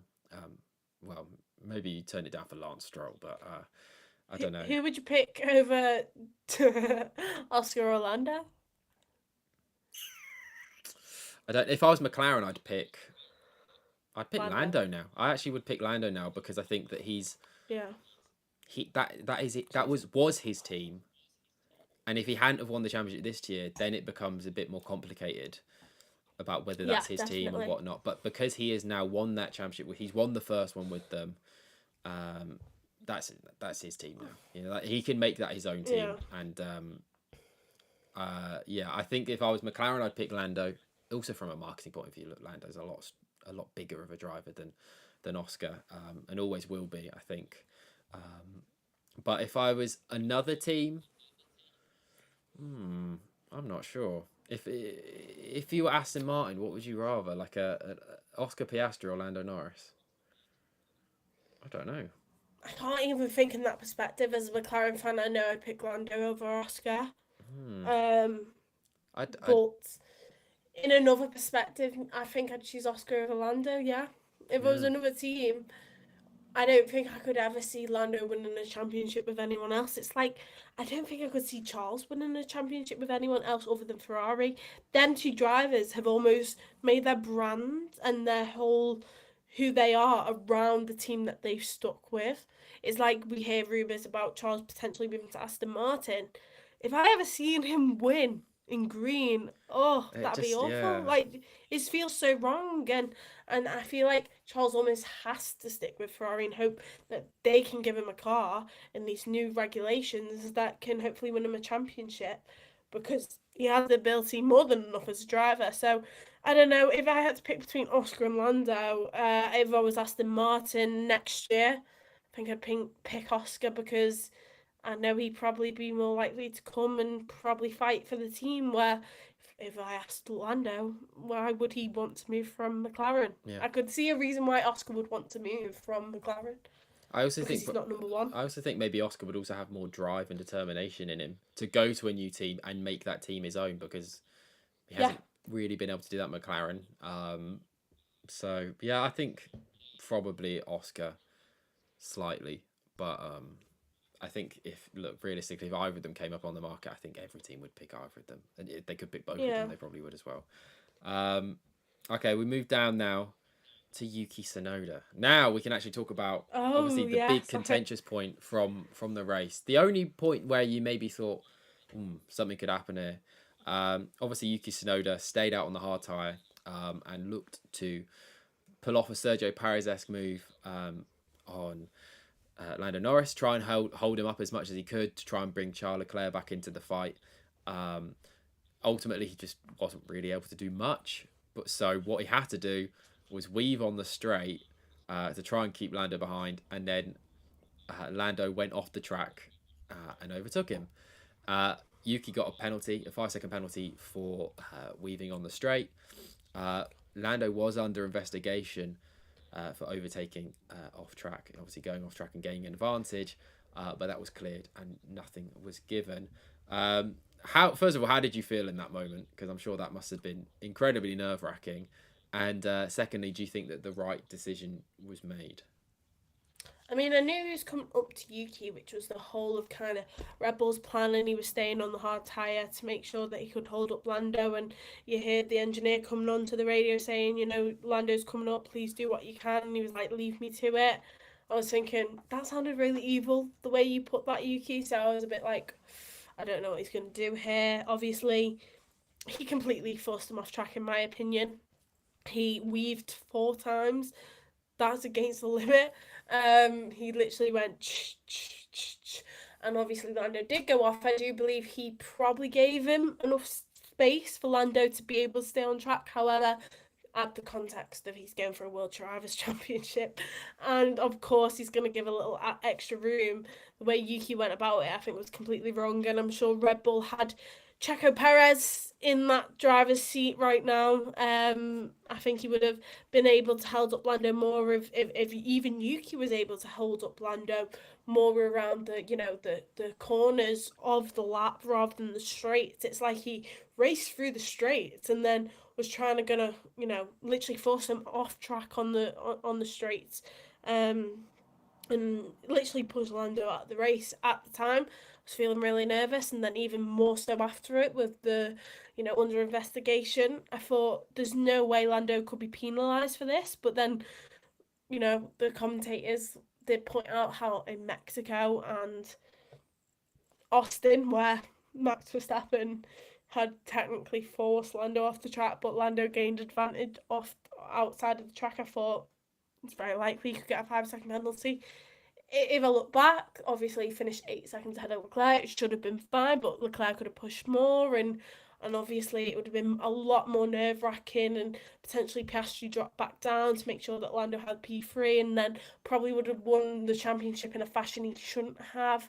I think that would have been unfair, but yeah, it was a bit of a sticky one. I do think that Lando had enough room to probably pass on track, but added context wise, I think Yuki was not driving like a true sportsman. And yes, it's his last race for Red Bull and wants to give them every opportunity to show how good he is. But ultimately, that didn't show how good he is. It showed how bad he was, to be honest. And obviously, gained a 5 second penalty for that and almost took out a drivers' championship leader for the sake of really nothing. And yeah, I was a bit gutted from Yuki because, and I thought he was that sort. I thought I hold him in much higher regard.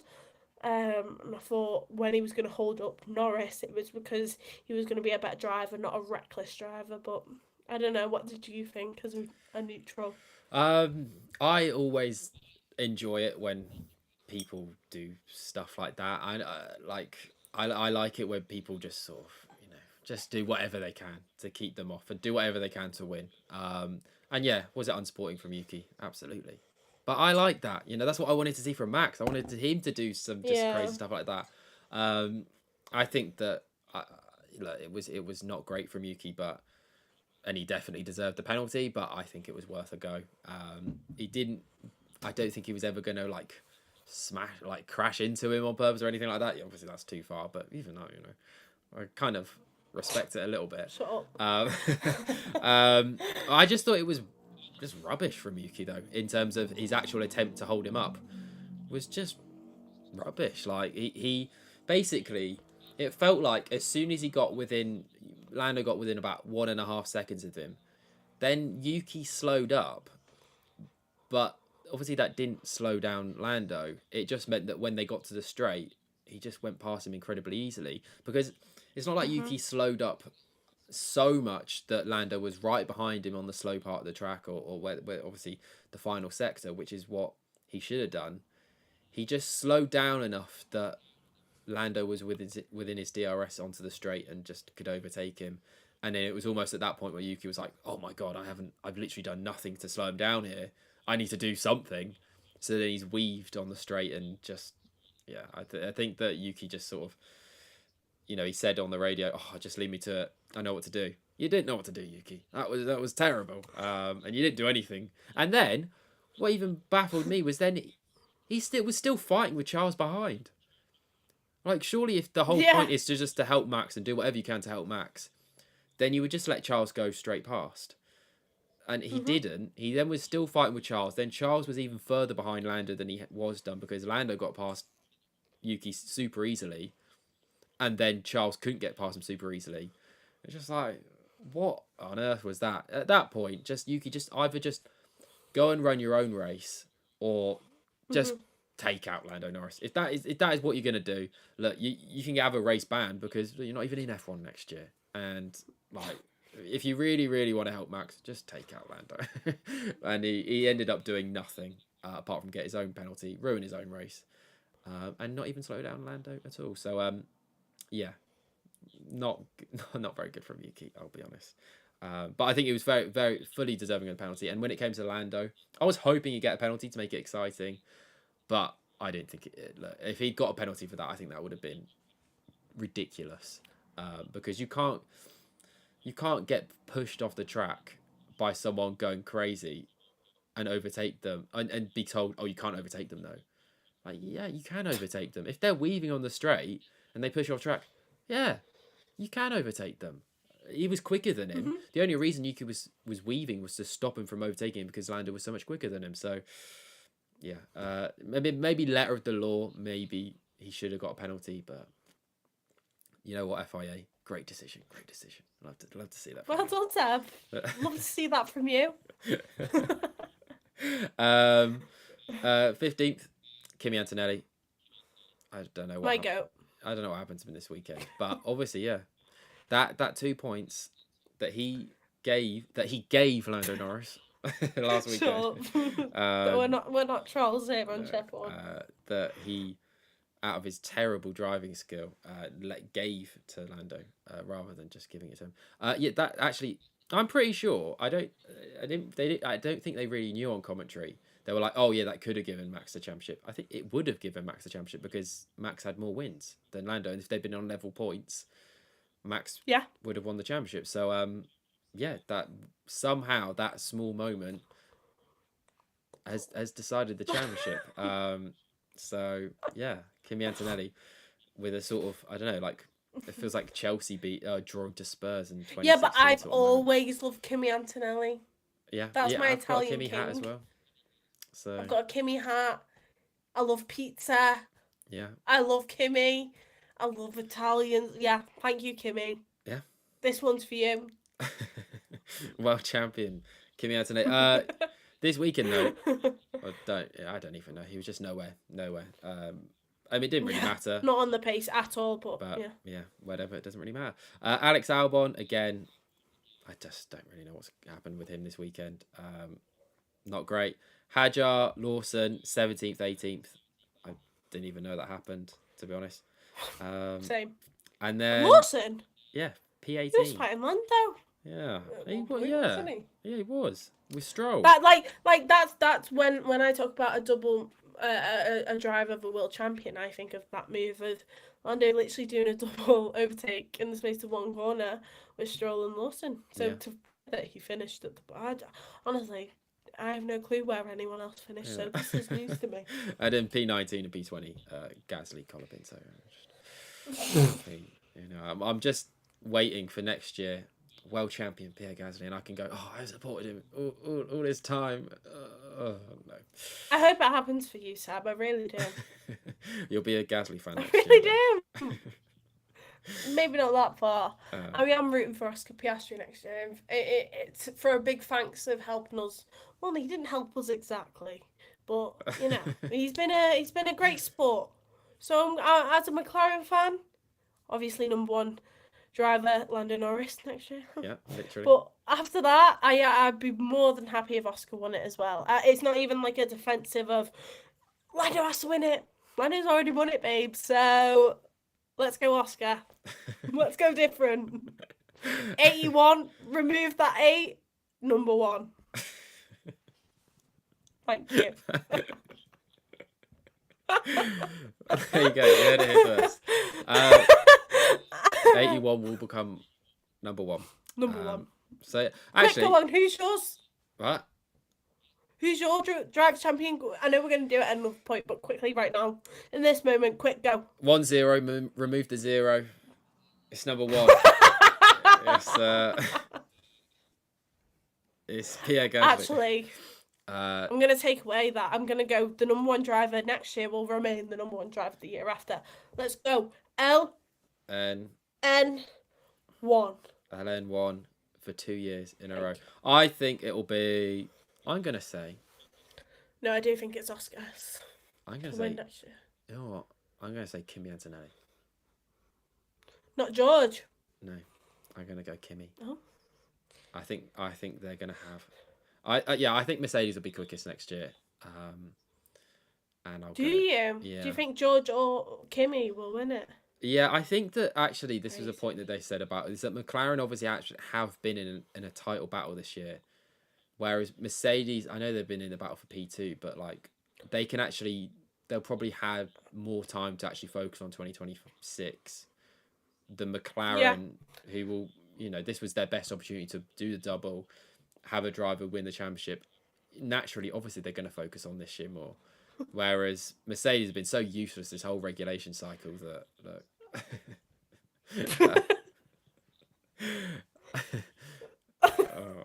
Sorry. This will be forever my personality. LN for LN1. LM1. Think Thank about that you. hat. You're gonna have that hat next year. You're just gonna be pointing it the whole time. Every time we do a chef one, it's just gonna have your head just pointing downwards. It's gonna say champion number 1. Thank you. Lando Norris. It's my third rewatch of the race right now.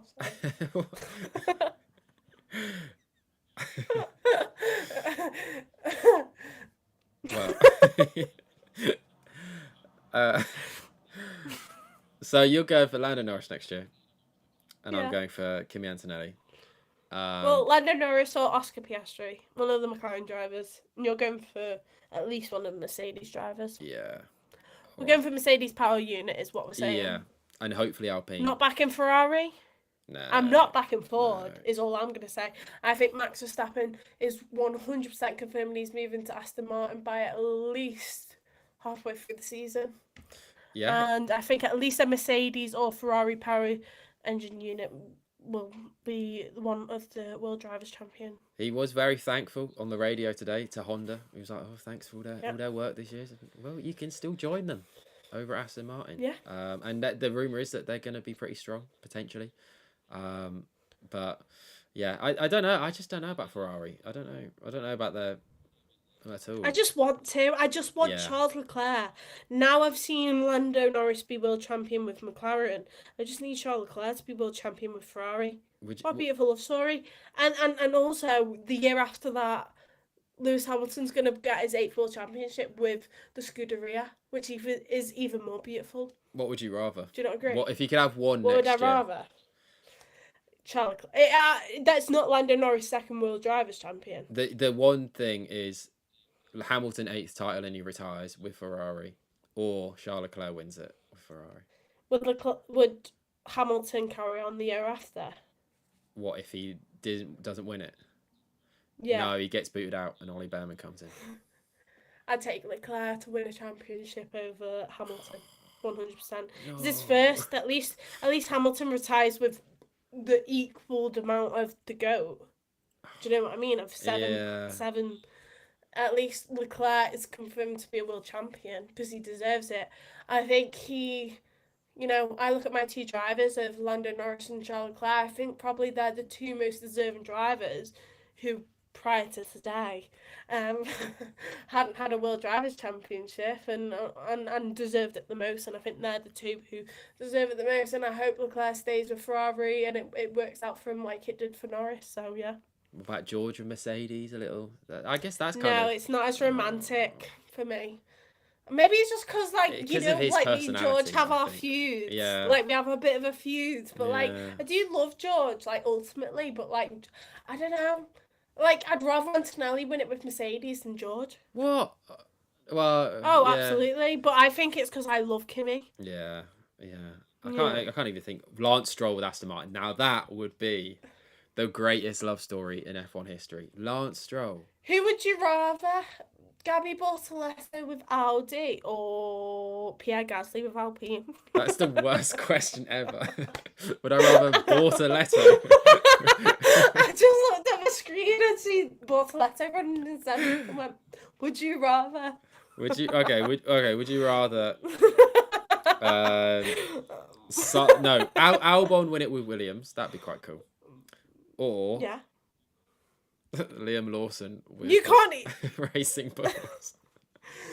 I thought you were going to compare it to Lando Norris. I was going to say he's world champion now. You can't even compare it with anything. Obviously Alex Albon. 4 drivers champions that I need to see in my lifetime confirmed. Now that it's not Lando Norris. Okay, you're picking your top 4. It's Charles Leclerc. Leclerc. My top 4 other than Lando Norris. To win a world championship. Other than Lando Norris. Yeah, because he's already won one. Okay, I haven't won one. Number 1, LM1. We're going to go for Charles Leclerc in number 1. Yeah. Oscar Piastri number 2. Yeah. Carlos Sainz in number 3. And Kimi Antonelli in number 4. Would you And if I had to pick a fifth, it'd be Franco Colapinto. Let's go. Would you 43. 4 minus 3? Well, there you go. Would you rather Carlos Sainz went back to Ferrari and won the World Championship. Or he won it with Williams. We know we're still live, by the way. Yeah, I know. This is riveting stuff. Carlos Sainz win it with Ferrari, yeah. Or Or win it with Williams.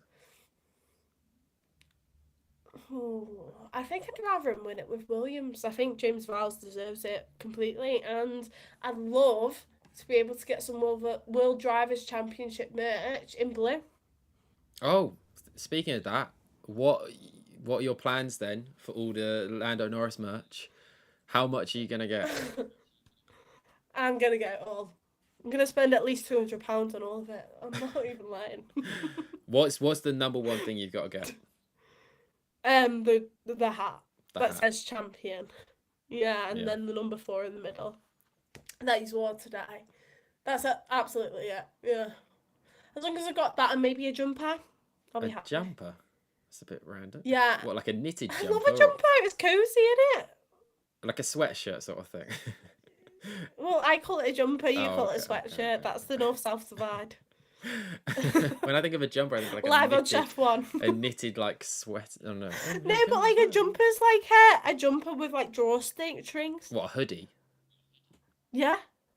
But that's Yeah, a jumper to me. Jumper? No. What about? I don't even know what else. What else is there? A little minifigure of him or something. And a mini helmet. A mini helmet, helmet, like you yeah. mentioned. What? Oh. And Does that. does I he- have oh, right. oh. Can I say this live on Chef One that I have popped a bottle of prosecco. I've finished, so ignore me.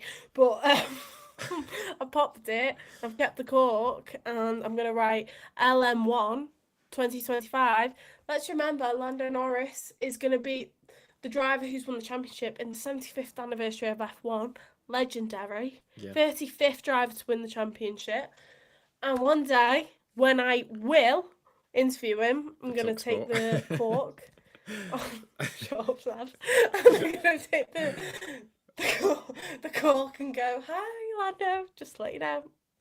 This is my absolute dream. My number one dream is to interview him. And this is from when you won the championship. And hopefully that's going to happen as early as next year. Fingers crossed. There we go. Well, it's Because me and Seb are manifested. going to win the World Drivers' Championship. Heineken. Oh, yeah, the season ticket. Heineken cart season ticket, yeah. And we'll We're go. going to just quit our day jobs And we'll. and travel the world with F1. Mhm. And you're going to watch it. And we'll just. And I'm Is it gonna, in the and paddock we're as going to well? interview Charlotte. Yeah. Is it? We'll get in there because we're fake. No, I think it is just grandstand tickets, but we Oh. will end up getting. Yeah. No, but we will end up getting in the paddock because look at our podcast and all our Exactly. fans. And Exactly. and we're gonna end up having a double interview of Lando Norris and Pierre Gasly, and they're gonna hate us. Yeah. We're just gonna go. Oh, Pierre, I love you. Oh, Lando, look at this cork. And I'm like, what? Who are these guys? I thought this was an interview. They're Right, I just like, think we end this. yeah. Anyway, basically, Lando Norris is world champion, and it is your F1 dream come true. So there we go, and you'll always be able to look back and remember what you were like when he won. How long have we been? We've been live for 1 hour and 50 minutes, and yeah. So you can now go and watch your 4th rerun of it. And yeah, thank you for everyone. Thank you for everyone for watching Chef 1 this year, but it's not over because we will be doing our predictions. No, not our prediction, but we'll be looking back at our predictions that we made earlier this year and seeing how right we were. And we'll also be doing other videos. So be sure to stay tuned. So yeah, we'll see you then. Goodbye, and yeah, LM1. LN1. It's come home. So goodbye. It's coming home.